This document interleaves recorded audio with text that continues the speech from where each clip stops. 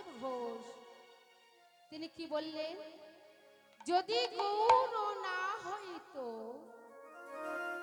কেমনে হইতো,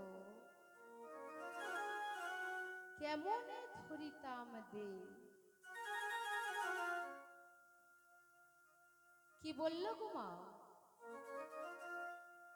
গৌর হরি তো এসেছিল 500 বৎসর পূর্বে,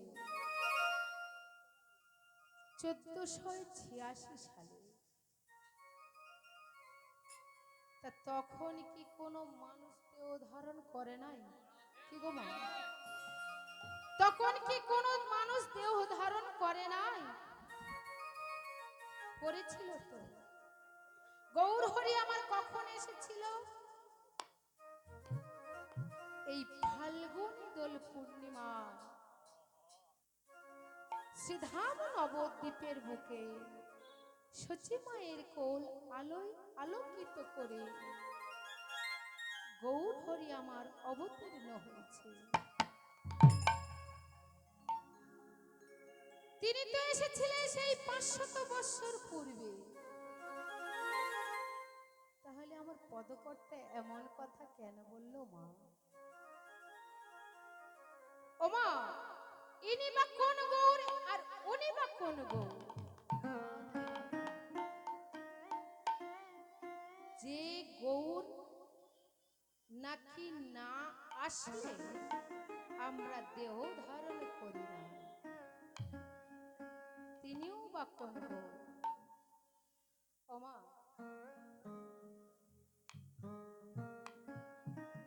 যদি কোনো মায়েরা বা পিতারা সদ্গুরুর চরণ আশ্রয় করে থাকে, তাহলে বা এই গৌর বা কোন গৌর, সেই গৌর বা কোন গৌর? আমার মহাজন বলছে কি, শূন্য হইতে আসিলেন পুরুষরত,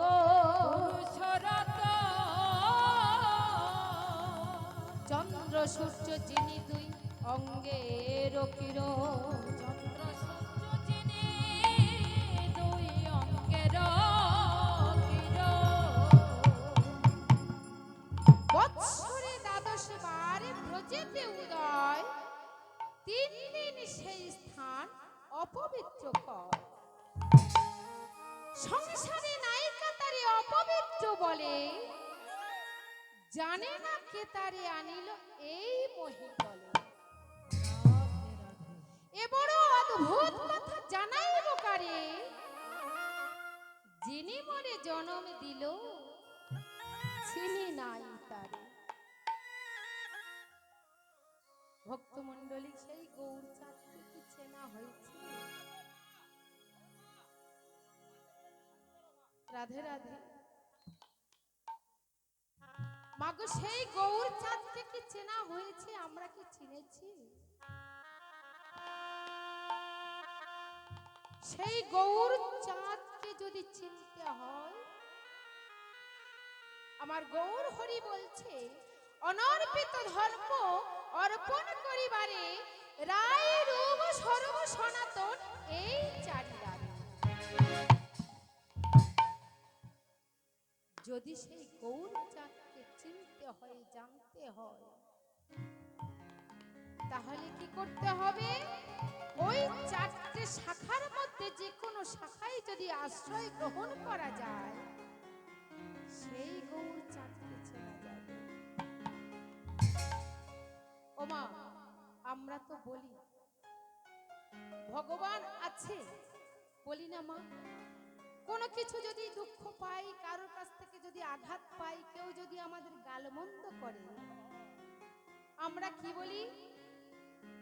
দেখ দেখ, তুই ওরকম রাগ করিস না, মনে কষ্ট করিস না, ভগবান আছে, বিচার করবে। ভগবান কোথায় আছে গো? ভগবান কোথায় আছে? ভগবান ওই মন্দিরে গেলে ভগবানকে পাওয়া যাবে না। সকলে তীর্থে তীর্থে ঘুরলে ভগবানকে পাওয়া যাবে না। ভগবানকে পেতে হলে কোথায় খোঁজ করতে হবে? আপন অন্তরে খোঁজ করতে হবে।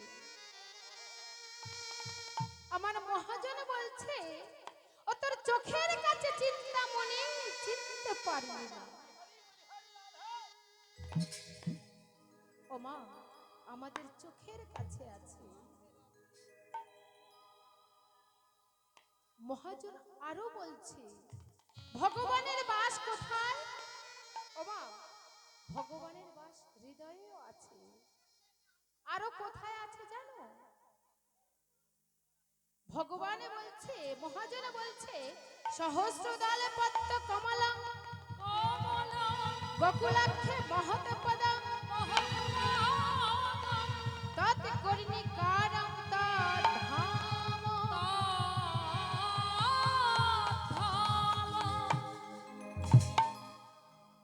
মাগো, ভগবানের বাস কোথায়? ব্রহ্মসংগীতা। ব্রহ্মসংগীতা কে রচনা করেছে?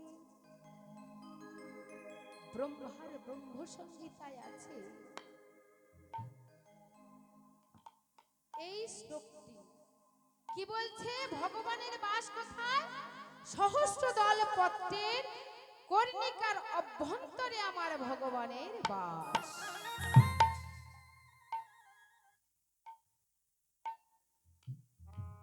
ভগবানের বাস তাহলে কোথায় মা? আমরা এসেছি কোত্থেকে? আমরা কোথায় ছিলাম? মহাজন বলছে ভগবানকে চিনবি যদি আগে চিন তার মণ্ডপ ঘর। ও তার মণ্ডপ ছাড়া সারা বিশ্বে মিলবে না তার খোঁজ খবর।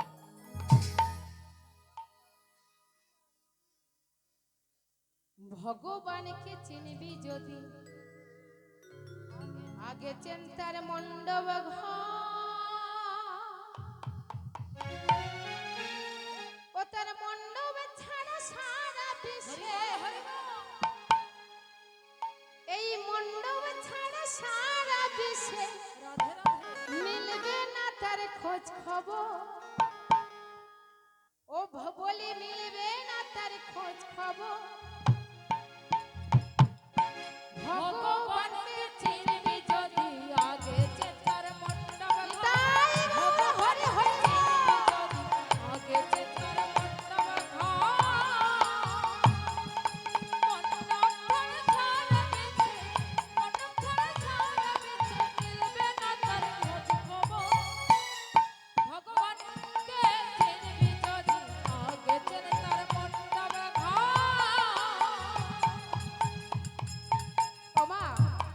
আরো কি বলছে জানো? পিতৃদেব আর মাতৃদেবী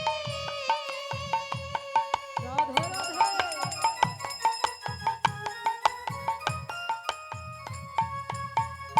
তারা এই মণ্ডপের কারিগর। পিতৃদেব আর মাতৃদেবী তারা এই মণ্ডপের কারিগর। তারা যখন মণ্ডপ করেছিল, কি বলছে গো মা? তারা যখন মণ্ডপ করেছিল আমি ছিলাম আনন্দনগর। রাধে রাধে আস্তে আস্তে ভগবান আস্তে। কি বলছে গো মা? পিতৃদেবার মাতৃদেবী তারা এই মণ্ডপের কারিগর। তারা কোন মণ্ডপের কারিগর গো মা? ক্ষমা করবেন মা, আমার পিতা মাতা থেকে তো আমি এসেছি, তাই না মা? আসেনি? আপনাদের পিতা মাতা থেকে আপনারা এসেছে। আমার মহাজন বলছে লোচন দাস বৈষ্ণব পদকর্তা, তিনি কি বলছে? রাজবিধি বিনে ভাই কাহারো জনম নাই, সেই রাজবিধি পিতা মাতা হয় রাজ রূপে, রাধা হয় বীজ রূপে কৃষ্ণময়, সকলের দেহ জন্মদাতা হয়। তাই গৌর হরি হরি।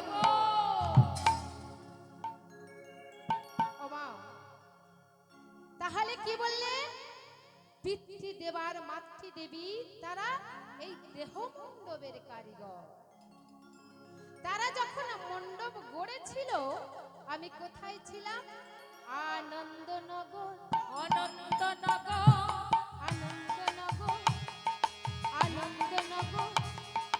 ভগবানকে চিনবি যদি আগে চেনকার মণ্ডপ ঘর, ভগবানকে চিনবি যদি আগে চেনকার মণ্ডপ ঘর। কোথায় ছিলাম? আস্তে, আনন্দনগর ছিলাম। ও মা, আনন্দনগরটা কোথায়? রাধে রাধে। কৃপা করে বলবেন। ও মা, আমি কিন্তু কীর্তন জগতের প্রথম কনিষ্ঠ ক্ষুদ্র। আমি শুনেছি আমার এই ভাইয়ের কাছ থেকে, এই যে আশেপাশে, এদিকে আশেপাশে বড় বড় কীর্তনিয়া আসে, বড় বড় কীর্তন হয়। আপনারা তো কীর্তন শ্রবণ করেন। মহাজন বলছে, যা আছে বিশ্ব ব্রহ্মাণ্ডে তা আছে মানবের দেহ ভাণ্ডে। যা নেই বিশ্ব ব্রহ্মাণ্ডে তাহা নেই মানবের দেহ ভাণ্ডে। মানবের যদি দেহ ভাণ্ডে যা আছে বিশ্ব ব্রহ্মাণ্ডে তা আছে মানবের দেহ ভাণ্ডে। আপনারা তো কীর্তন শ্রবণ করেন মায়েরা, বলুন তো মা, আপনারা বলবেন আনন্দনগরটা কোথায়? ওমা, গুরুর চরণ যদি আশ্রয় হয় তাহলে জানতে পারবে। ওমা, জন্ম তো নিয়েছি, চলে তো যাব, সংসার তো করব, সন্তান পুত্র পরিজন তো হবে, বন্ধু বান্ধব তো হবে, কিন্তু যিনি আমাদের পাঠিয়েছে তার খোঁজ কি কোনোদিন করেছি? অনেক মায়েরা বলবে, অনেক বোনেরা ভাইরা বলবে, কি কীর্তন করছে, একটু নাচ গান করছে না। ওমা, সারা জীবন তো নাচতে নাচতে আমাদের চলে যেতে হবে, কিন্তু হরি নামের মতো যে অমৃত সুধা রাধে রাধে পান করব কখন? আমি এসেছি কোথা থেকে, আমি কোথায় চলে যাব, কে আমাকে পাঠিয়েছে, সেই খোঁজ কি কোনোদিন করেছি? কোনোদিন করিনি। চলে যাব আমি, হয়তো গুরু কৃপা যদি হয়, যদি কোনো মাতা পিতার কৃপা হয়, আমার যদি কেউ কৃপা করে আনে তবে আমি আসব, না হলে কিন্তু আমি আসতে পারবো না। তাই অমূল্য কথা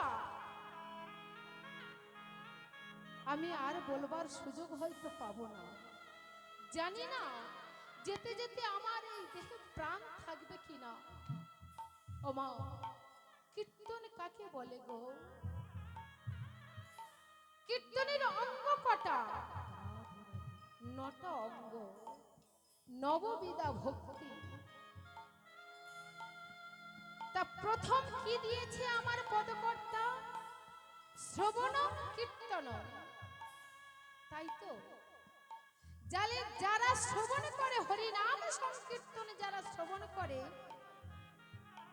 তারা হচ্ছে আসল ভক্ত। আজ ভগবান মহাজন এই কথা বলেছে, তাহারা হলো আসল ভক্ত। কীর্তন হলো দ্বিতীয় অঙ্গ। শ্রবণ যদি করার মতো করা যায়, হরি নাম যদি করার মতো করা যায়, ওমা, মহাজন বলছে, একেবারে হরি নামে যত পাব হরে, একেবারে হরি নামে যত পাব হরে, পাপের সাধ্য নাই তত পাপ করে। পাপীর সাধ্য নাই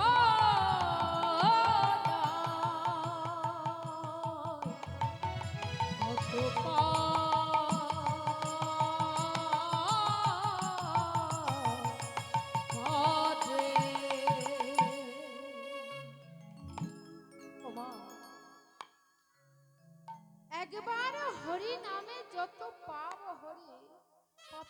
সাধ্য নাই তত পাপ করে। ওমা, আমরা তো অহরহ হরিনাম করছি গো, আমাদের সেই শক্তির প্রকাশ কেন ঘটছে না? হরিনাম করেছিল কে? সেই হরিদাস হরিনাম করেছিল, তার শক্তির প্রকাশ ঘটেছিল।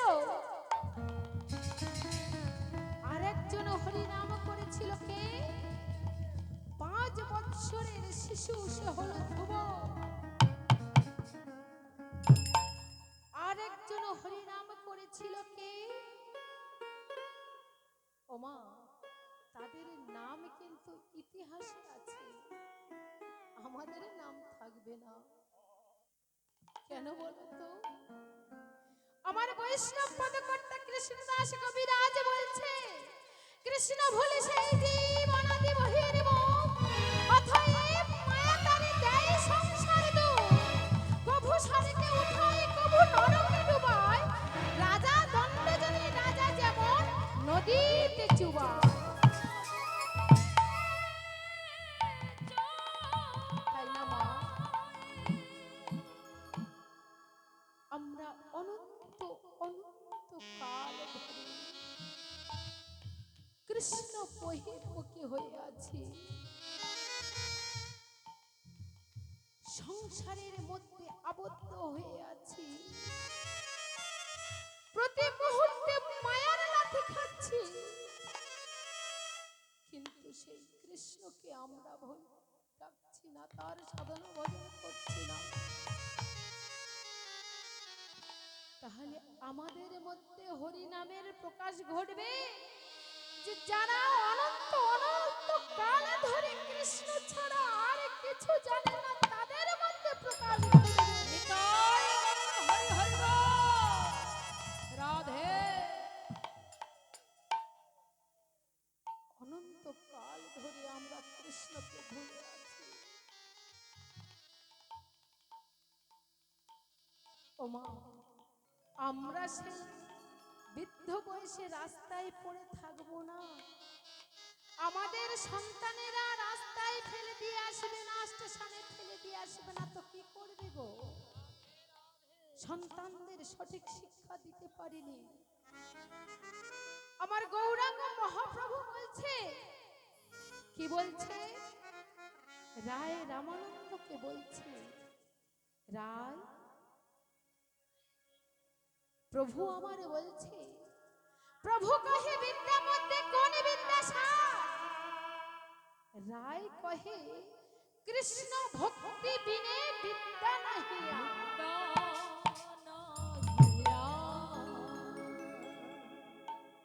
কি বললে? কৃষ্ণ ভক্তি বিনা বিদ্যা নাহিয়া।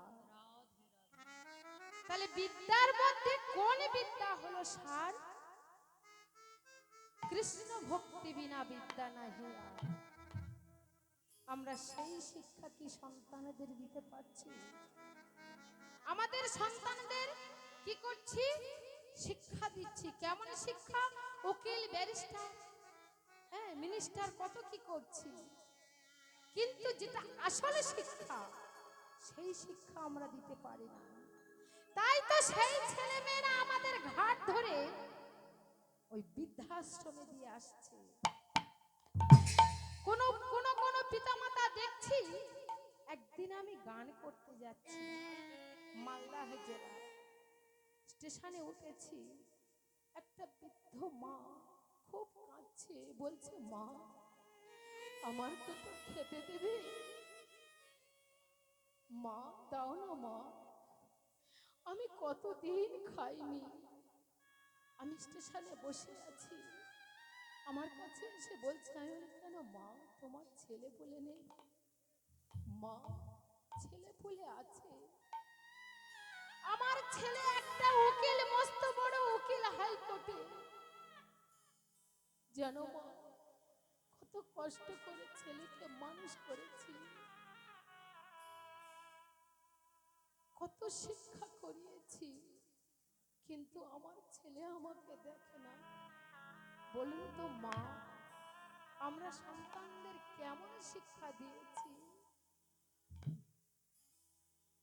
ওমা কেমন শিক্ষা দিয়েছি